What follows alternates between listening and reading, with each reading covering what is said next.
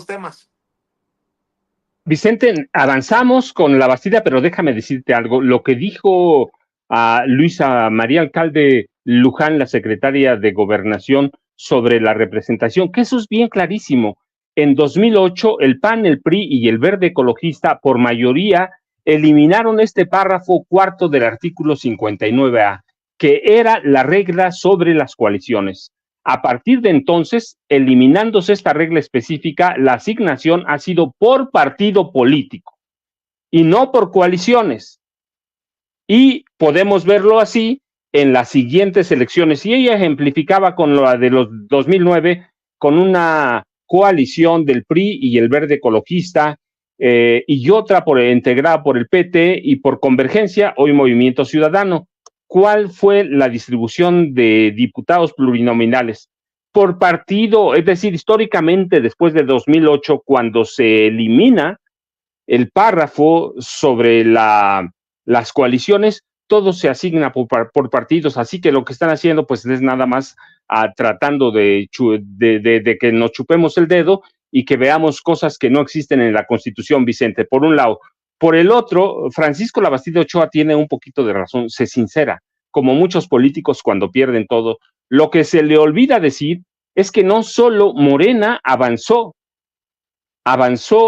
por el salario mínimo o por el empobrecimiento de los mexicanos, no, avanzó porque el PRI era un partido lleno de gente inmersa en la corrupción, incluido el mismo Labastida, que está vinculado a un desvío de recursos de más de 3,000 millones de pesos en 2000, cuando fue candidato presidencial, desvío de recursos de Pemex. Recuerda, se conoció aquel caso como Pemex Gate. Se le olvidó decirnos que el PRI era un partido lleno de mañas, de trampas y de personajes impresentables como él, como Carlos Salinas de Gortari, como Ernesto Zedillo Ponce de León, como todos.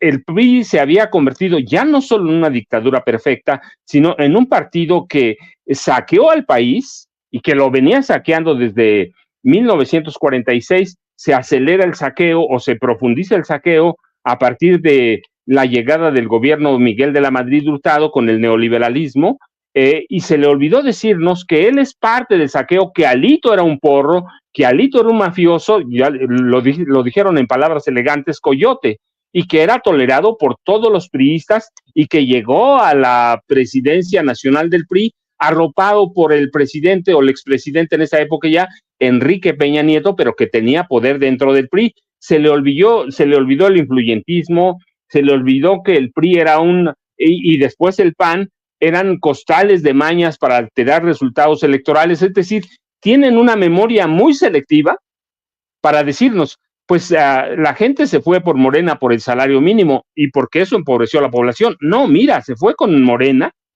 por muchas razones, porque el PRI y el PAN se convirtieron en dos partidos saqueadores. Lo hemos dicho aquí en muchas ocasiones, Vicente. Por ejemplo, solo en el gobierno de Felipe Calderón se recibieron 400,000 millones de dólares por venta de petróleo crudo. 400,000 millones de dólares. Se le perdonaban a los empresarios a partir del gobierno de José López Portillo cada año 600,000 millones de pesos en cuestiones fiscales.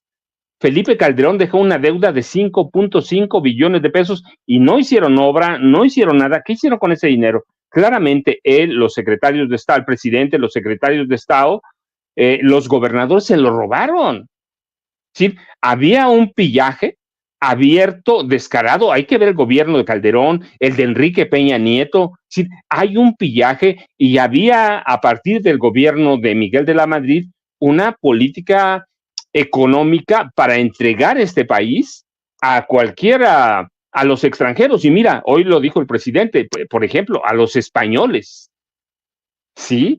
Es decir, hubo una reconquista española en México, pero de todos, y el PRI y el PAN finalmente entregan el poder a Morena, no por el salario mínimo, sino porque el gobierno se había convertido en una canasta, en una vaca lechera, de la que mamaban todos los políticos.